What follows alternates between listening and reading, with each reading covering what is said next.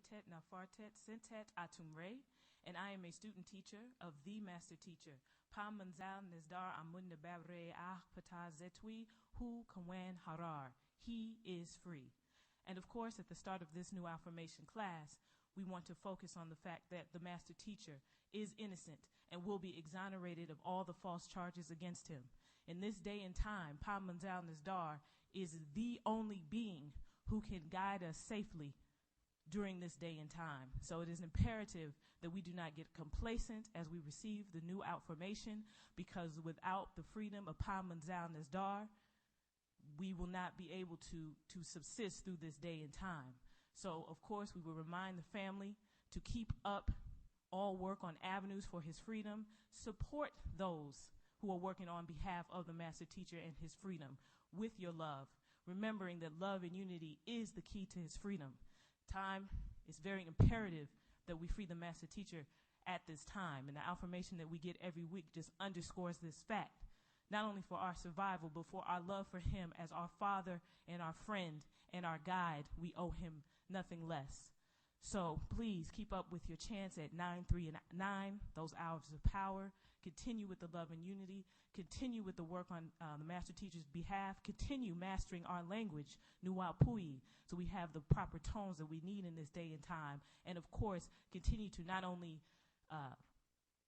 ingest or intake our genetic doctrine, but apply it as well. All these things are pertinent in this day and time. We have to continue to remind ourselves to keep the main thing, Pa Manzal Nizdar.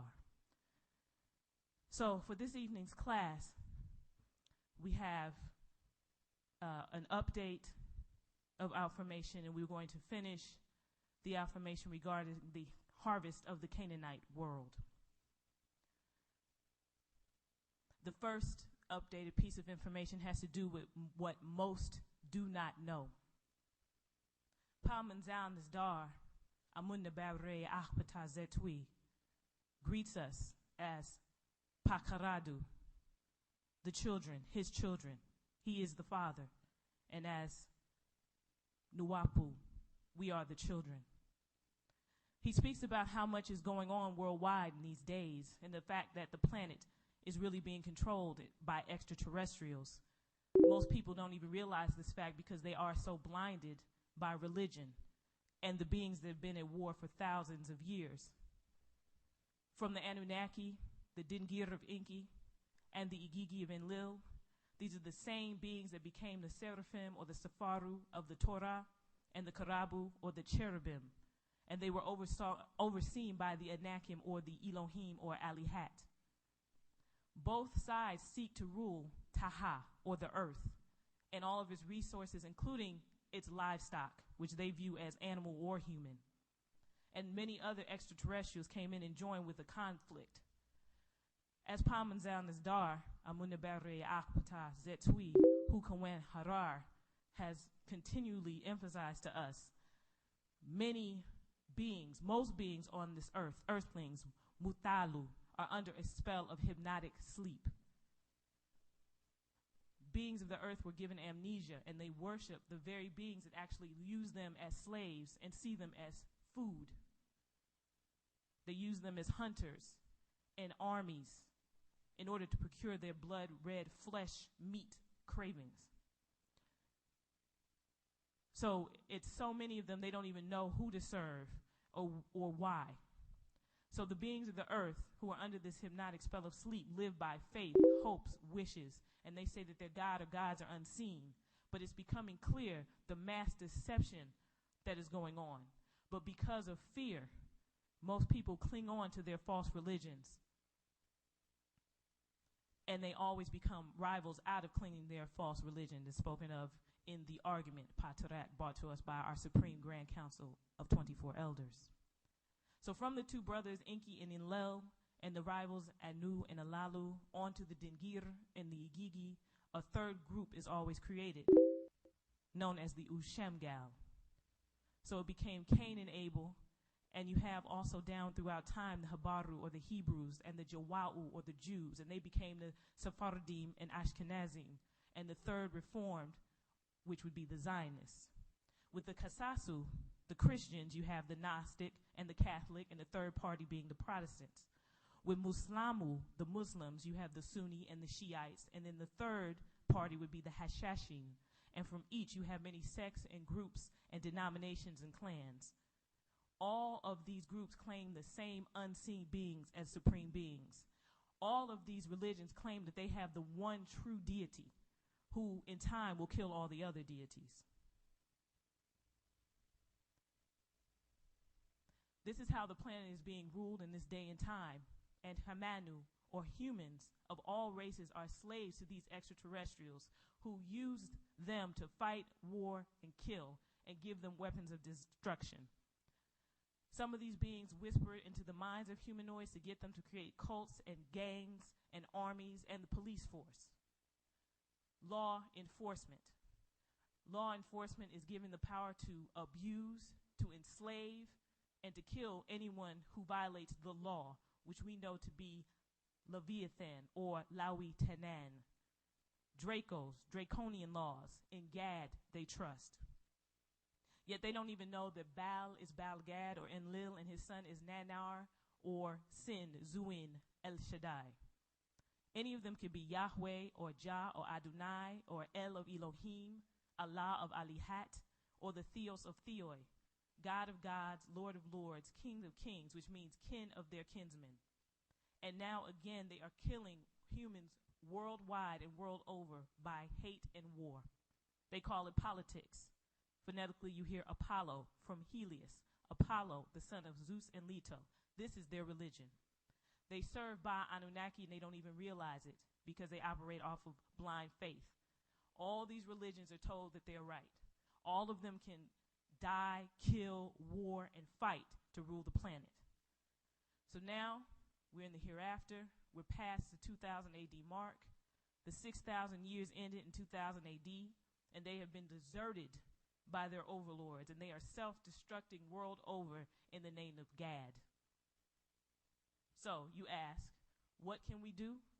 As Pamanzal Nizdar, Amunnababre Akpata Zetwi, Hu Kanwan Harar has told us for years, get out of the way. Stay out of their way. They keep our race close to them as a shield of protection. Any group that teaches the African here in the Western Hemisphere to, stay here, stay with them. Let's set up our own area in America, such as what the Nation of Islam has advocated or what the Moorish Americans advocate to stay here in North America. They let them speak as much as they want.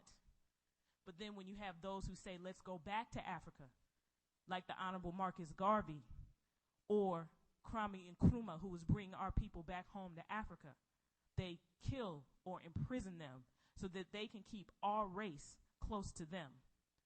Why? Because the rulers of this universe are our Salafu, our ancestors, Panataru, and they will remove them all. But now that Africans or Panagaru, Negroids, are mixed in with them by living so close, they don't wish to destroy you, their own children. So the Anunnaki know this, and Pakamahu, the Pleiadians, also know this. So they put it in the minds of the Kakasu, who don't even really realize why they won't allow us to return home to our home, Afafreika, Africa.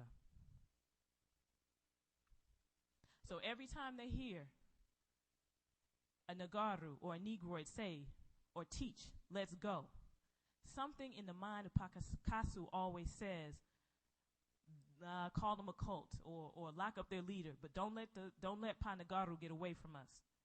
Or Panataru will destroy us all and start over. Pamanzal Nizdar expressed that he hopes that we overstand now what we see going around us all. Most people don't even have a clue what is going on all around them. They need us, Panagaru, the Africans, in the religions of Abraham or Ibru He tells us not to accept what they're saying about UFOs, that it's nuts and it's crazy. They say that it's crazy, but at the same time, they spend billions of dollars trying to watch the sky or get to the moon or get to Mars. What would be the point of that if nothing is out there? They say heaven is up there. Well, we're going up there, but, heaven is up there. And God and Christ came down from up there. But at the same time, they're saying that God and Jesus can come up from there, but they can't accept that other beings came down to Taha, to earth, from somewhere above. He reiterated the point about deception in religion. So let's look at the politician or religious teachers. Religious teachers, preachers, politicians, they all campaign for followers. They campaign for followers to trust them to believe in unseen powers or sufferings all the same. They repeat the same things over and over when they teach or preach, nothing new. It's the same old stories, the Bible or the Quran or politics world over. There's no real answers as to why. Just believe. And it's sad because it makes people zombies or robots, just the blind leading the blind. And if you do know the truth, they will imprison you to shut you up. But thankfully, we are blessed to receive Wu-Nuwaupu, our own spiritual science, from our master teacher,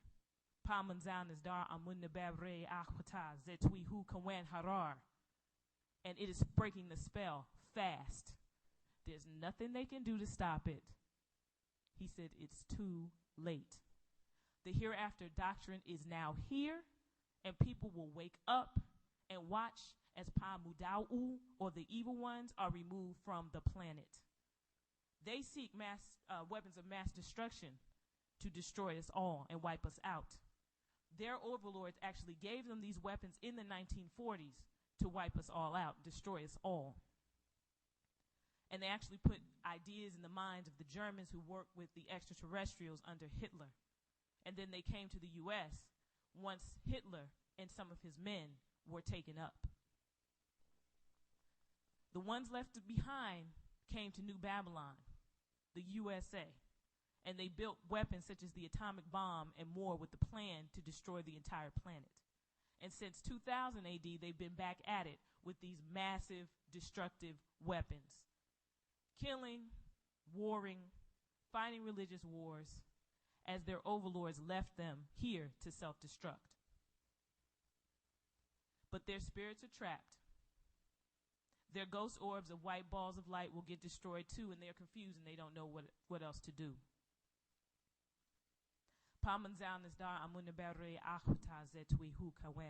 Also explained how they offer up the flesh and blood to plead to their gods to return. So now they're using the weather weapons, such as the HARP project, to kill millions each month. And over the years, in classes we've spoken of how many of the major disasters were actually triggered by the HARP project, which sends out waves, high-powered waves, to cause natural disasters. So they use the weather weapons, the HARP project, to kill millions each month in order to offer up to Pakarabu, or the cherubim, their blood offerings, their sacrifices, to ask their god, or Gad, Nanar, Sin, Zuin, Zion, to return to them and to smell the sweet savor of burning flesh, which you hear in the Bible all the time about the savor of the flesh, killing millions of people in wars and floods and earthquakes and tornadoes and storms. So Pamanzal-Nizdar is speaking about how much is going on around us. And it's sad, again, because most people don't even know. Among Pakakasu, the poor whites, they even offer their own. They offer up the poor whites to their gods because they don't care. It's a sad but true reality. And as always, Pamanzal-Nizdar says, don't believe me, check it all out. So with that, we're going to continue with the Outformation regarding the harvest of the Canaanite world. In the first part of the Outformation that we shared, it spoke about how the deities and gods of the monotheistic religions and other religions Jah, Yahweh, Elohim, Alihat. These are all actually names that are hiding the true identities of bloodthirsty extraterrestrials who are coming to have the harvest on the world. Harvest for the world is spoken of in the Bible. There was a deal made between the Pleiadians and the Draconians for the Pleiadians to supply the Draconians with flesh because the Pleiadians were being eaten by the Draconians. And they have used the planet Earth through the monotheistic religions as a way to cull up the meat in order to appease these bloodthirsty gods and save themselves, being the Pleiadians. So we're just going to continue with that Outformation. Now, there's been a vortex opening every 10 years since 1943. And a process started in 1940 where scientists were attempting to open a vortex. However, they did not have a computer large enough to accomplish this, so they actually built one, and it was finished by 1943. And it took 3 years. And with 1943, you had extraterrestrials, or the gods of these religions, coming down to return. In 1947 AD, there was a crash known as the Roswell incident. And actually, it didn't actually happen in Roswell. It happened a few miles outside of Roswell in an area called Corona, New Mexico. So July 2nd, 1947, a saucer crashed. And this was the first crash site. And there were 3 graves that were found, and they were secreted away to an area called Area 51. Now, at that time, there was a ranch hand named Mac Brazel who actually discovered the crash. And the crash was 3/4 miles long and 250 miles wide, meaning the coverage of the impact of the craft and the debris. So when he found the remnants of the crash, he actually approached the sheriff's office and showed them the remains of the flying disc. And this was on July 6th of this year. So the sheriff thought the military base, the local military base, would be interested in this, and he presented the findings to them. And the crash actually happened in 2 parts. So there was an area with debris, and there was an area with the actual cabin, and these 2 areas were actually 60 miles apart from each other.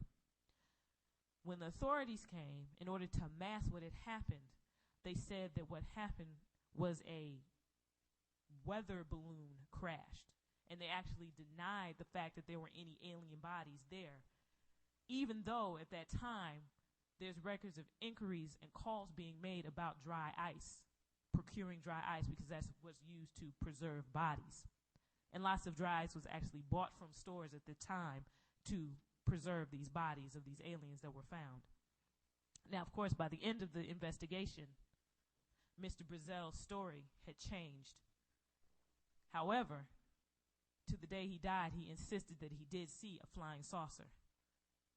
So from that day, there was a lot of activity going on from the base after the crash discovery. There were actually trips made to Roswell and 4 other bases. And each of these trips was transporting debris from the crashing of this craft. July 6th, there was a trip to Fort Worth, Texas, then Washington, D.C., then there was a flight to Wright-Patterson Air Force Base, then to Los Alamos, Texas on July 8th, and July 9th, there was a trip from Washington, D.C. to Roswell, and then another trip made from Roswell to Fort Worth, Texas, which is a lot of activity for a craft that had no bodies, or the crashing of a weather balloon. So from this one incident, you can tell how they've been trying to keep the existence of extraterrestrials a secret in order to keep the masses under control. Because if it became publicly known or publicized by, let's say, the government, who most people view as the source of reliable information, or the media, if they were to put forth there were extraterrestrials, which they know exist, there would be massive chaos. So they're trying to keep control, because the masses of people on this planet don't have a clue about anything that's going on this planet. And if something does happen in real life, they make a movie about it so that people think it's not real. Or they preemptively make a movie about it so that when it happens, people won't even have the concept in their mind that something like that could really happen. And by the time it happens, it's too late, lulled in the spell of sleep. So that there are people who may actually have an extraterrestrial encounter in sleep. But because they saw it in a movie, they're thinking, oh, I'm just thinking about the movie. It's not really real. So it's all about control, because the concept of religion and a God that will save you and protect you from the devil would be null and void with the introduction of extraterrestrials. That's a factor that does not appear in any of the books of the Bible. God is not conceived of as an extraterrestrial, even though he comes from heaven down to earth. But that would destroy that concept. And that religious concept keeps their flock in line. Remember, churches are called a flock for a reason. So, when the issue of extraterrestrials gets raised with those of a religious community or religious mindset, it will bring up some questions. Even in giving the information we're giving, someone would say, well, that means that there's a being that can come down here, take you from earth, and there's nothing you can do to stop it. Yes. Their God, their Jesus, is not going to save them from an extraterrestrial coming here in the harvest for the world and taking them. In fact, their God and Jesus is actually seasoning and preparing the meat to be harvested by these bloodthirsty gods. So there's nothing that can be done to avoid being harvested if you have surrendered yourself to these gods. There's nothing you can do to stop it. And this is inclusive of Panagaru. When you look at the harvest for the world in the Bible as the listing of the 144,000, you see the presence of the tribe of Judah, which we've learned is a Negroid tribe. So you ask, could Negroids be harvested in the harvest of the world? If they have fallen under the ways of Pakakasu, yes. If their vibration has changed to the point that their own ancestors, Pasalafu, Panataru, cannot recognize them, yes. So it's very important to not just see being dark meat or being African as your sole sense of protection. If you are vibrationally eating what they eat, wearing what they wear, thinking how they think, absorbing their music, absorbing their way of life, seasoning your body with cigarettes and alcohol, you are just as ripe for the picking as any Kakasu. However, if you come under the way of Wu-Nuwaupu, showing reverence to your ancestors, Pasalafu, Panataru, that is where the protection comes in. So the question is to be raised, what would happen if millions of people became aware of the extraterrestrial presence on this planet? You would have mass hysteria. And there's actually a book that addresses this called UFOs, Generals, Pilots, and Government Officials Go on the Record, and it's written by Leslie Keane. And it describes how the revelation of this kind of information would cause mass hysteria, a loss of order, chaos, and a lack of governmental control, because the people would demand, well, why weren't we told this? Why don't we know this? What are you doing about this? But at the same time that the masses are being kept ignorant, those in higher places are making plans in order to avert them being harvested in the harvest for the world. They're making plans and they're making deals so they can stay off the menu of the gods. Because they have the understanding that God is an extraterrestrial being, as described in the monotheistic religions. And when you break down extraterrestrial, of course, you'd have extra, something outside, terra meaning the earth, and astral of the stars. So, again, The flesh-eating beings have returned, and they've begun abducting Canaanites who were bred for the last 2,000 years from the point of Jesus or Jazus or Jazizus or Jazuin. He is also known as Shezmu or Shazum or Zurvan, the father of Ahriman and Ormans in Persia or Chaldea. He had to offer sacrifices for 1,000 years. Now, Palmanzal Nisdar also spoke to us about Amhe. And if you look in the Comprehensive Dictionary of the Gods by Anne Baumgartner, you will see entries for Amhe. And then this is an Egyptian flesh-eating deity. So this flesh-eating deity is actually the fake Jesus. So for 2,000 years, people followed the fake Christ, who also became known as Isa in the Muslim religion of Al-Islam. Palmanzal Nisdar explained to us how Islamism is nothing but Gnostic Christianity. It's a Gnostic Egyptian Coptic sect from the Ethiopian church. And this is where they got most of their rituals, their rites, their style of dress, their tongue, their dialect known as Arabic, from the language of the Arabs from a land that became known as Arabia. So they were Christians first. And you can actually read this in Acts 2:11. Arabs were actually there in the day of Pentecost when the Israelites got possessed by the fire gods and spoke in cloven tongues like as a fire. And this is the same as Al-Shaddai, who the Muslims call Ash-Shadid and the Hebrews call Ha-Shad. This is the God or Elohim of fire. And you can find this deity in Exodus 3:14 and Exodus 15:11. So if you ask, who are these Elohim or Yahweh or Rephim or Cherubim? They're killers, spoken of in Exodus 19:1-14, Exodus 19:8-16, a fire Yahweh. And also read Luke 10:18. Then if you look in Exodus 19:18, you see that these Yahweh descended upon it in fire, and the Draconians did not want the Israelites to see what they looked like or gaze on, as in Exodus 19:21. And this can be found in Hebrew Strong's number 7200 as Ra'ah, to see with the human eye. Also see Hebrew Strong's number 7210. And the same word in Arabic is Re, to see. These beings are cherubim, spoken of in Exodus 25:18-22. Also known as their Lord, who said to kill people in Exodus 32 and Numbers 11:1-3. And this same Lord Yahweh also chose females of them for sex. Skip. This is Ollie Murs with his brilliant #1 album, In Case You Didn't Know. Includes the massive Brit-nominated single, Heart Skips a Beat.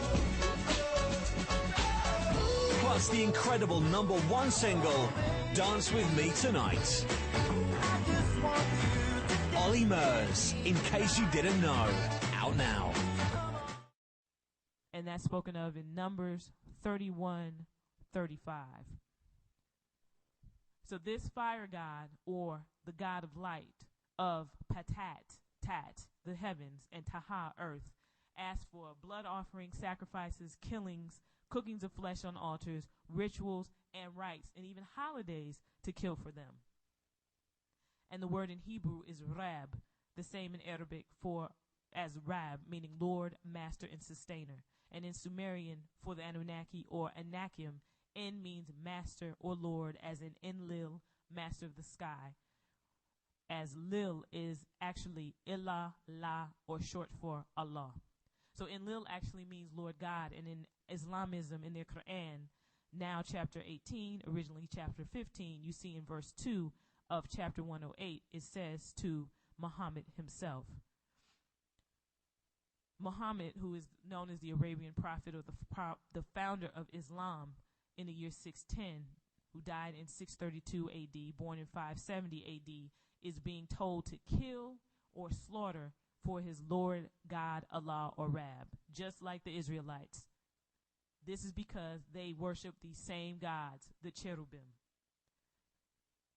The Allah or Rab is actually the same as the Anunnaki, the Anakim, who sends down his Milkan or Molech, known as Mala'ikat or the angels.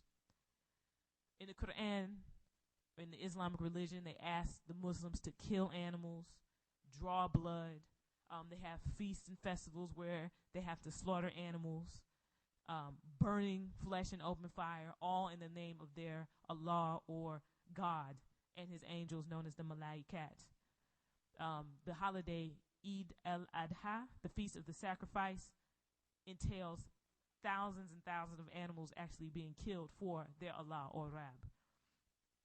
So, and the way that they actually kill the animals, it's like a bloodletting. It's blood running down off the animals, running in the street, because they actually slice the animal at the carotid artery, and that's in the roof of the neck on animals like camels, and it's actually done on the 10th day of the Muslim month of Dhul Hijjah, which is the 12th month of the Islamic calendar. So in their pilgrimage, they actually kill thousands of animals, and it's sacrificial slaughter, and they actually used to actually kill their female children at birth as well. So in seeing all these rituals, it stands to reason you have to ask, why would Allah need all of this blood? Why would he need the dead flesh of animals and blood? You know, why would you have all these holidays that there are blood running in the streets and the flesh and killing and slicing of animals' throats? This same Allah is a light fire God. There are numerous passages in the Quran that speaks to Allah saying it is okay to fight and kill human beings. And it's interesting to note that it is okay, according to the Quran, to eat certain animals, but not al-khinzir, or the hog, the swine, or the pig, just as the Israelites were instructed not to eat the pig. So it's interesting to see the parallels between the two, because you're really dealing with the same religion and the same feeding of the same gods. So Muslims, Islamism, Mohammedanism, by whatever sect or denomination, which is inclusive of that taken on by the new Negroids who converted to the Arabian religion and called themselves, whatever within it. They changed the teaching in order to suit themselves or their race. But still, it all goes back to, no matter what sect, that same Arabian prophet, born under the name Ahmed, known as Muhammad, that sought to appease these bloodthirsty gods. Being that Al-Quran actually was derived from the Jewish and Christian books, all of which are feeding these same gods under whichever name. So even if they claim that their God came in the flesh, like it was claimed by the Nation of Islam, still he came from Arabia and gave him that same book. So they're still adhering to the energies of feeding these same bloodthirsty gods as in traditional Islam or any of the other sects. This can also be said for the 5% nation that also branches for them. This can also be said for the Moorish Science Temple, because the teachings are still rooted out of Arabia. So you're still dealing with feeding the same bloodthirsty gods as in so-called traditional Islam. Still asking them for blood, still asking them for flesh offerings. And this being is supposedly so powerful, why would they need the blood and the flesh offerings? To the point that this being even asked for human sacrifice, as in the case of Abraham's own son in Genesis 22. God, Allah, Alihat, by any name, still asks for a human sacrifice to cook a person as a burnt offering. And you can look at Genesis 8:21-22, and Genesis 9:3-6. So they ate human flesh and animals to this day. Just as people do to this day, these same bloodthirsty deities ate human flesh and animal flesh.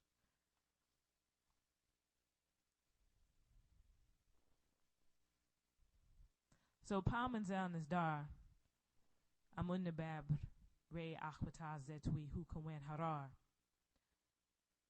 has spoken and spoke once again about what is actually done to beings that are seized for the harvest for the world. These bloodthirsty beings in the monotheistic religions promised the subjects of these religions that they would come back for them and take them up in a rapture. So they asked in their scriptures that blood offerings be given, to kill, to put flesh on altars, to show their devotion to this unseen God. And throughout time, even though these practices visually obviously did not continue to take place, those that are devoted to these religions still gave their energies to these bloodthirsty gods with the hope that they would come and rapture them or take them back up. And this happened as of 2000 AD. But again, as we said before, it didn't happen in the way that they expected. Beings were taken starting in 2003 in 2000 back up to their crafts to prepare them for 2003 AD. When these beings are taken up in this rapture into the crafts, they have to be cleaned out. So just as when you are preparing any meat dish and you clean your chicken, get underneath the skin, or those who still eat pork and eat chitlins, and they take the intestines of the pig and pick out the defecation or the trash or remnants and things that are in their bodies to eat, humanoids are prepared the same way. The bloodthirsty gods actually attempted to raise the beings on the earth on clean things in an attempt to have a healthier dish for their menu.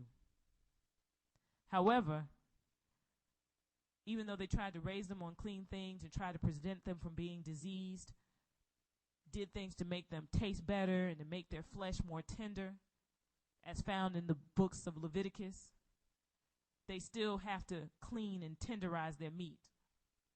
So once beings are on the big crafts, they're bathed, they're shaven, there's a tube that's put into their mouths, a fluid is pumped in that fills their stomach, and their legs are hung over a machine, and a long tube is entered into their rectum to clean out all the fecal matter, everything out of their intestines, and then the humans are repumped 3 times more with this liquid.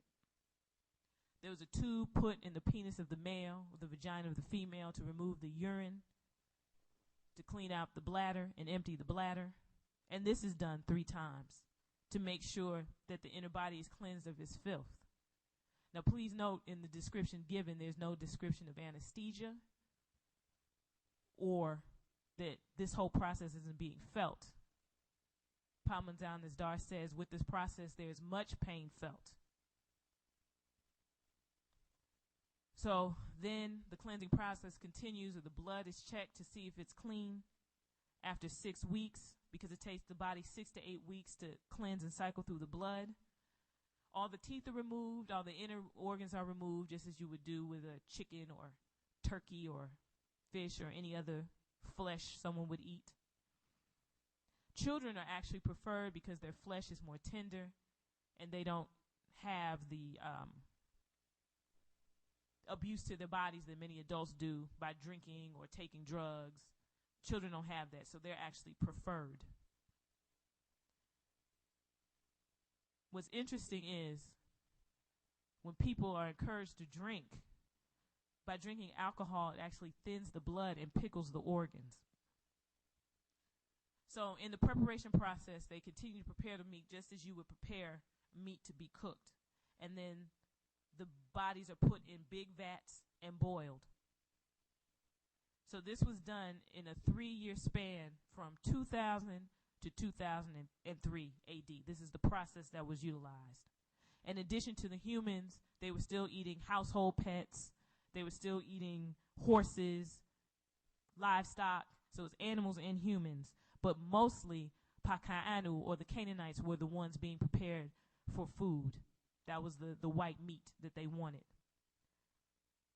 So these same bloodthirsty beings actually gave religion to make their flock, or Paka'anu, their cattle, their livestock, to live by, in order to make them trust in these Elohim, in these bloodthirsty beings. Many of the offspring of these beings who are on the planet still eat raw flesh and blood. You see many Celtics who are descendants of these beings, of the Pleiadians, where they'll eat a plate of meat that's so rare it's red with blood in the plate.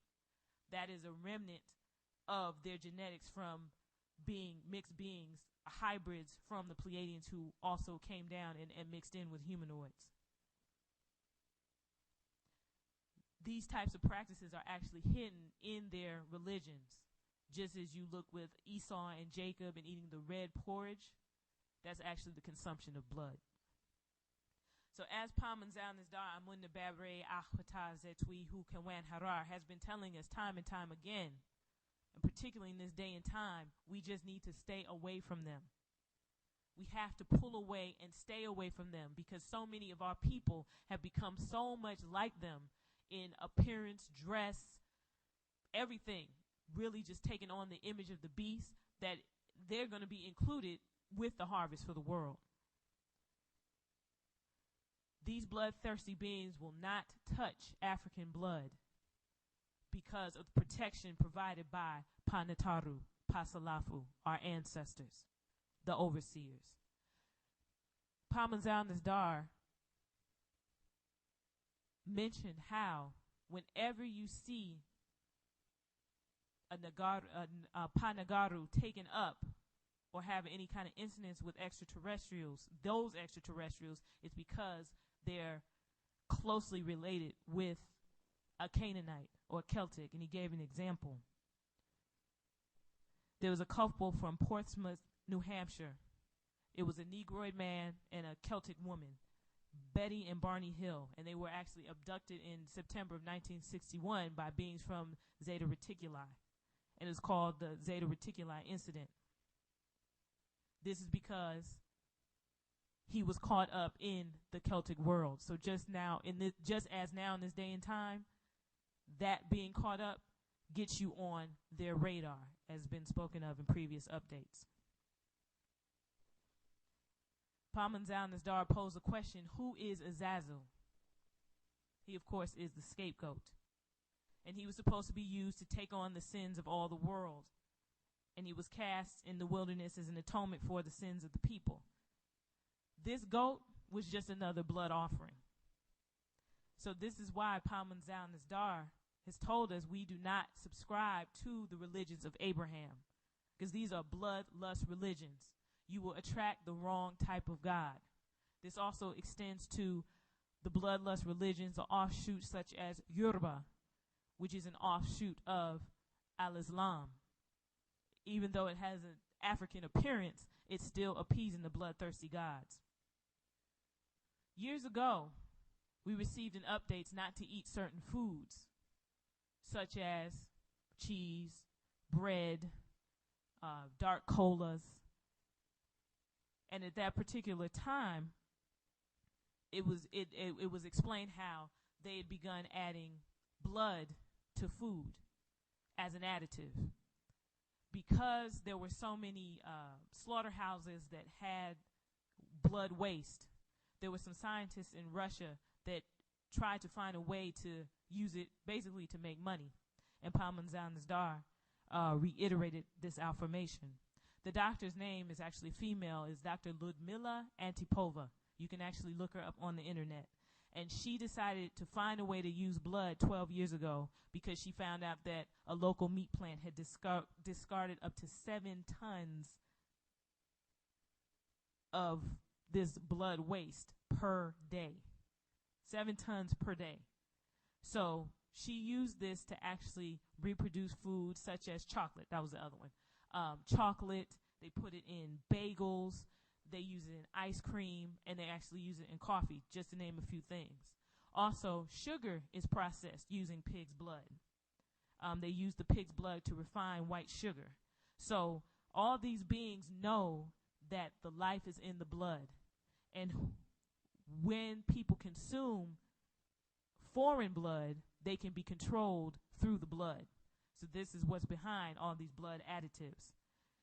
If you do not have another's blood in you, they cannot control your spirit. So that's why they have their cattle, the Canaanite, eating blood, eating raw meat, and actually giving it a term. Instead of calling it raw, they call it rare or medium rare, but it's raw and less raw. But they make it normal so that people will ingest this blood so they can be controlled. Then, truth be told, Pamanzal Nisdar said, we still have not only Negroid people, but Nuwaupians who are eating blood red meat after we've received affirmation for years not to eat the blood red meat because of this issue of blood and control. We still have Negroids and Nuwaupians who are drinking, even though we were told about the dangers of intoxicants, which also connects to the blood, as was revealed when we received the genetic kiss doctrine. When someone drinks, they can fall, open a cut, and with that, septors can come in with the exposure of blood or bodily fluids. We still have Negroids and Nuwaupians who are smoking. These are all things that we were told many years ago not to do. And yet and still, we're standing here still bringing it forth that this is an issue amongst us. The bottom line, Pamanzal Nisdar said, if you are still engaging these things, you will be added to their lake of fire, also known as a barbecue. Many amongst us and amongst our people have mixed in with them so much, and we've taken on their bad habits of the smoking, of the drinking, of the consuming of the red meat, the music, the way of thinking, their whole life, and that will become your end or death. Many of our race will become their meals because they live their lives in the world of the Celtic. They mix their seed with them. So Pamanzal Nisdar also spoke about in the Bible how the Lord and the angels ate flesh. And it also says their offspring will eat it also. In Psalm 78:25 it reads, man did eat angels' food. He sent them meat to the full. Another biblical tale that relates to the harvest for the world is the story of Sodom and Gomorrah. They set out to kill people in Sodom and Gomorrah, and he said, yes, they did take them also as food. So they kill humans and they ate flesh. This same God gave Abraham a son through Sarah. And at the same time, in turn, he asked Abraham to kill that son and cook him. He asked him to be a burnt offering to cook for him. So that's the same thing as offering him basically as a plate of food to him. It all has to do with that sweet-smelling savor. The gods, the Elohim, ate human flesh. So Pamanzal Nisdar, posed the question about, how do they like their meat? Just like when humans have a barbecue, they might have their meat, mesquited up a little bit or with this special sauce. It's the same thing that's going on with the food for the gods. When people smoke, when people drink, all they're doing is seasoning their bodies. Also, he puts forth how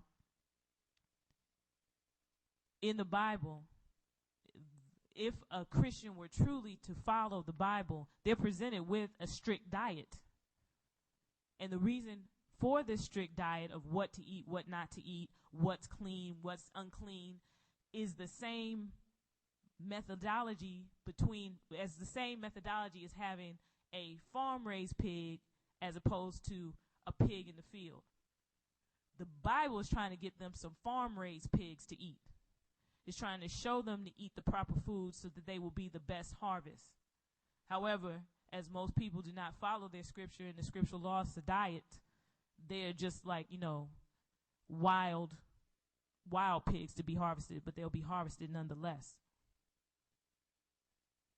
If you noticed, there's a whole campaign about the other white meat, which we were taught was pork. The reality is the other white meat are the pigs of this planet, which are the albinos, the Kaanu. And if you notice, all they like to consume is meat with every meal. And they have a very bland diet. Christianity is basically for their people to be gathered like calves in the stall. There's a interesting quote in Revelation 14 through 20. And if you look at verse 15, it speaks of the harvest for the earth being ripe.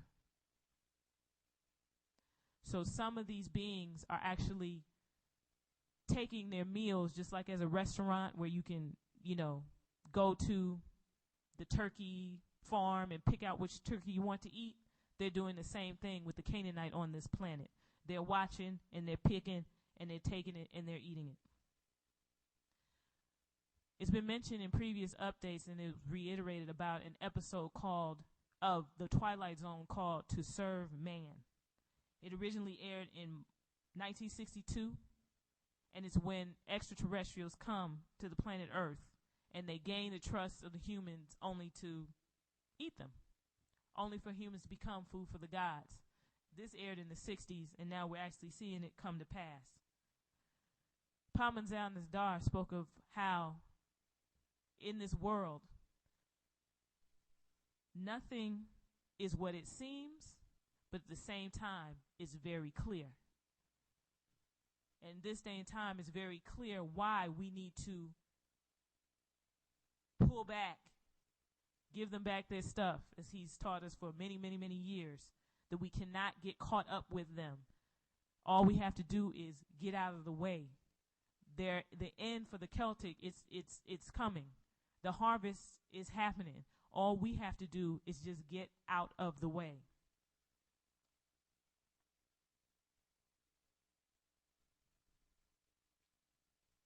When you look at the Bible and Quran, this is the guidebook that Christians and Muslims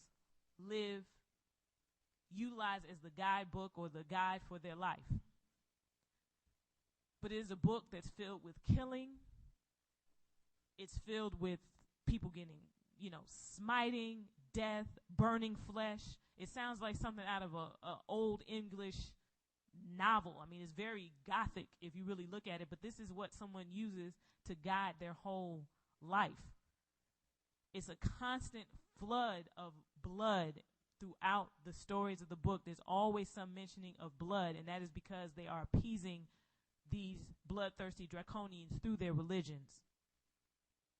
Pamanzal Nisdar gave the example of the Bible sounding like something out of the Middle Ages. He used the example of the movie The Clash of the Titans, where you have the Krakon or the Draconian, the Draco or the dragon, was going to eat the king's daughter, Andromeda. Or, what about the story where the people in the town have to offer up their flock to some ogre to save themselves? It's the same type of stories that you see in the Bible. They offer up their flock so that the ogre won't come and destroy their town and kill all the inhabitants. It sounds strange, or it sounds fairy tale-ish when you see it in a book or a legend or a folk tale, but when you look in the Bible, it's all the same thing. It's the same theme. So although the harvest of the world may sound shocking to people, when you really look into the scriptures, when you really look into the events with extraterrestrials on this planet, it's really been in our face all along. Throughout all our updates and classes and Outformation about the harvest for the world, it's scripture after scripture after scripture that explicitly says and speaks of these beings eating flesh. But because of the spell of ignorance and the spell of amnesia, we've been taught not to see what is actually there. Through the pastor or the pasture, we've had scriptures reinterpreted so that we don't read what's actually on the page. So Pamanzal Nazdar challenges us, challenges Panagaru or the Negroids. When are we going to give them back everything that they've given us? When are we going to reject them? When are we going to do this? Because if we do not do this, we will become food for the gods. That's the bottom line. African, Negroid, Nuwaupian or not, we have got to give them back everything. That is what is at stake. Now, Pamanzal Nazdar Amunna Babre Ahwata Zetwi Hu Kawan Harar reiterated again, we are not a nation, we are a tribe, Nuwaupu or Nuwaupians. Our nation is Africa, which he prefers to call Negroid land because that's what it actually is. As he's taught us for years, when you deal with the etymology or the phonetics of Africa, you're dealing with al-faraka, which means to separate. It was originally called Afaf Reye Ka, or of Reye's spirit. Just as Minister Louis Farrakhan's name has that same root of faraka, meaning to separate and divide. That's the root of phonetics of the word Africa. So the preference is Negroid land. Skip. This is Ollie Murs with his brilliant #1 album, In Case You Didn't Know. Includes the massive Brit-nominated single, Heart Skips a Beat. Plus the incredible #1 single, Dance With Me Tonight. Ollie Murs, In Case You Didn't Know, out now. He also reiterated how the same bloodthirsty gods of Arabia penetrated Afaf-Re'eka to the Yoruba. Those bloodlust gods are called the Orisha in that culture. So again, Pamanzal Nazdar calls Africa Negroid land. And as its inhabitants, we would be Panagaru or Negroids. And he reiterated how the word nigger or Negro doesn't mean a thing, because you see that same word in the Bible in Acts 13:1 as Simon the nigger, who's a prophet and a teacher, spelled Niger. And when you look at the Greek Strong's number, it's 3526, pronounced Niger, Niger, but it means black and is taken from the Latin, but still is referring to a Negroid.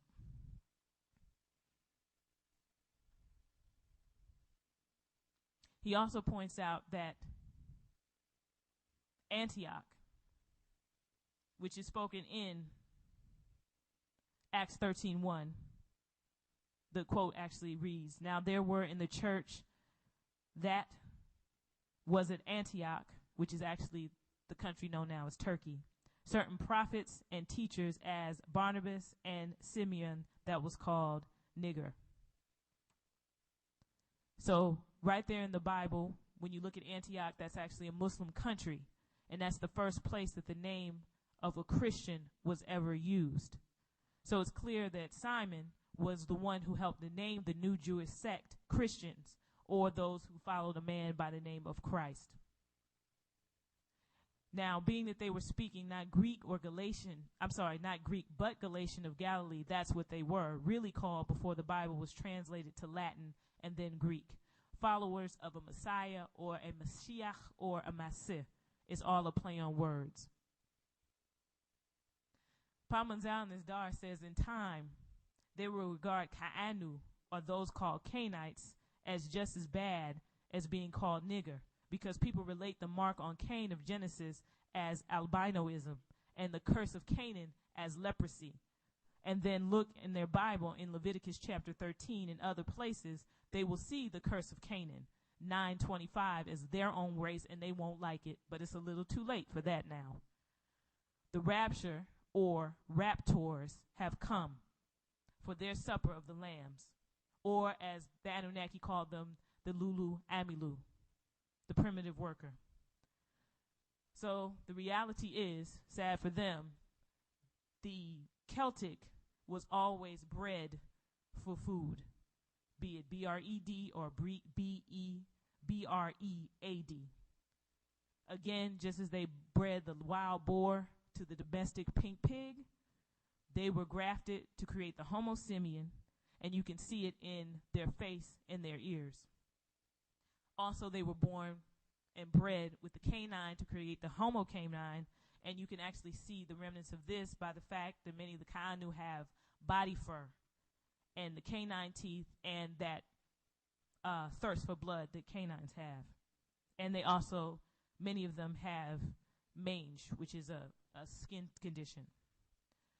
They were also bred with the sow, known as the Homo sow, and you can actually see this in their skin color, many of them having a pink pig color, the nose, many of them having the nose shape of a pig, and also many of them have arms that are disproportionately short to their bodies, and that is actually a remnant of breeding with the pig.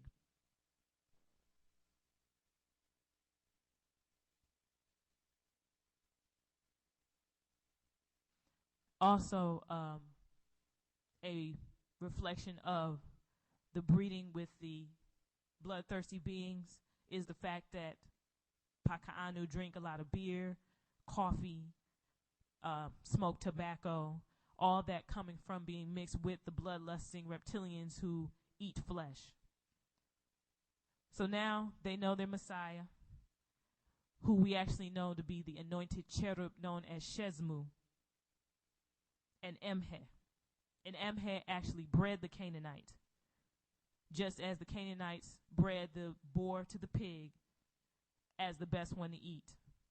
The masters of the Canaanites did the same thing with them and bred them in, as albinos. The Canaanite thought they knew who their Jesus was, but they didn't know. And it's interesting, in the Bible, they tell Moses that if he were to have his people look on the gods, they would have to die. Pamanzal Nisdar said once those people saw the gods, the Allah, the Allats, they actually killed themselves once they realized they worshipped reptilian beasts who eat human flesh. In the Quran, it speaks about how the Ka'anu lived in caves with dogs, and it also speaks of how they changed them into swine and apes, and they were grafted with swine, dogs, and monkeys.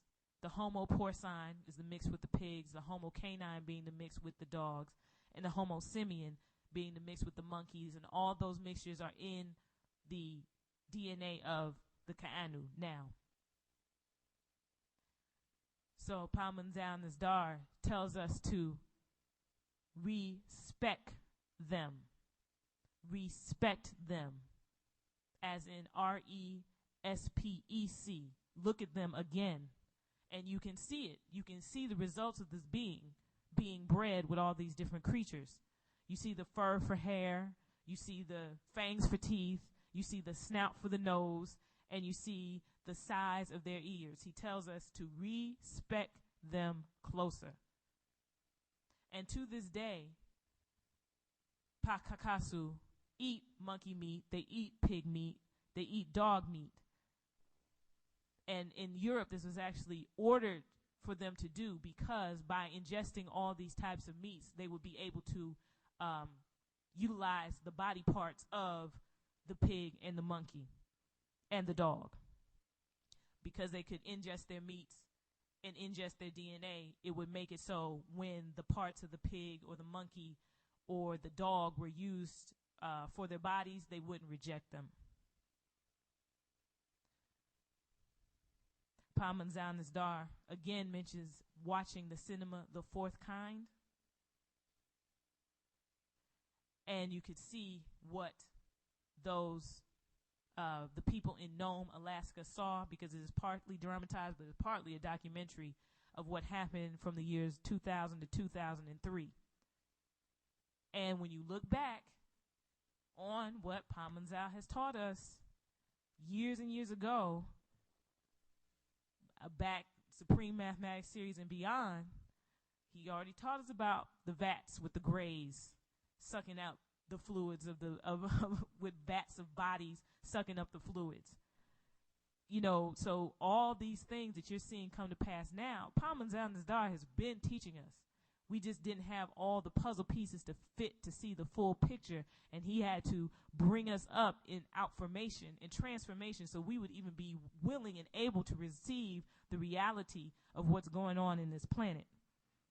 He speaks about the grays who collect the food, who eat out the vats, who absorb the nutrients through their skin because they don't have any digestive organs or reproductive organs. So he's already presented all of this to us. And with the vats of bodies, one element that we didn't mention in the seasoning of the bodies, when we were first introduced to this affirmation, it was spoken of how fear is propagated in order to get the body to secrete adrenaline, because this also seasons the meat. Even in using fear religions, that's the biggest pusher of fear. Fear in horror movies, even the high-pitched music and screams utilized by Pakakasu are all used to stimulate fear in bodies. Not just our bodies, but now we're realizing all bodies that they are using to harvest from this planet to feed their bloodthirsty gods. So adrenaline is used to season the body, and they use the Bible and Quran to say, fear God, fear Allah, fear fire and brimstone, to season thousands of people every week in the church, on the television, in the mosque, in order to prep these bodies for the bloodthirsty gods. Pamanzal Nisdar spoke about how in the book Man of Many Faces, which gives an excellent account of the case, the author actually states that he didn't understand why Pamanzal Nisdar said that the Anunnaki were returning in 2000 AD, and they did not. But though we respect the author's work on the Master Teacher's behalf, he was wrong. They did return. The Anunnaki did return at that time.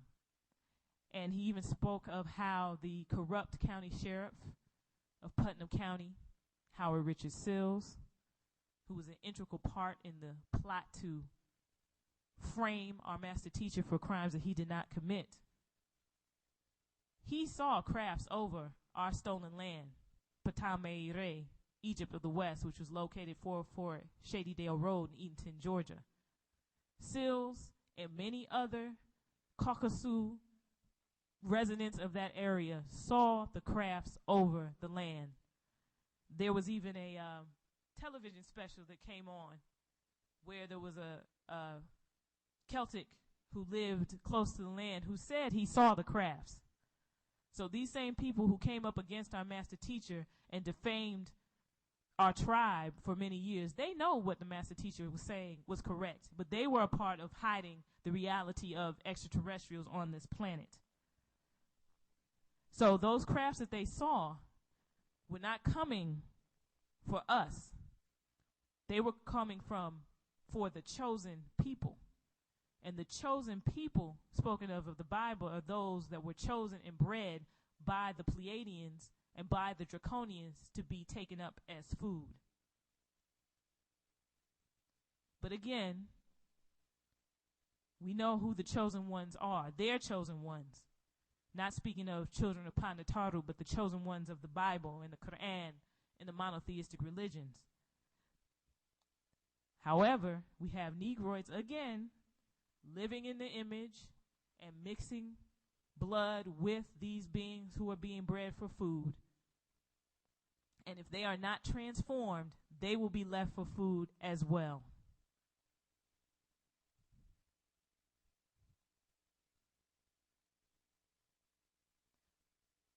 It's important that people need to know that the Caucasoid race has been deceived by the very God and Allah that they worship, that they have worshipped for 6,000 years, that already came for the rapture in 2000, which was the end of the rule of the Hekakasutu Pakakasu.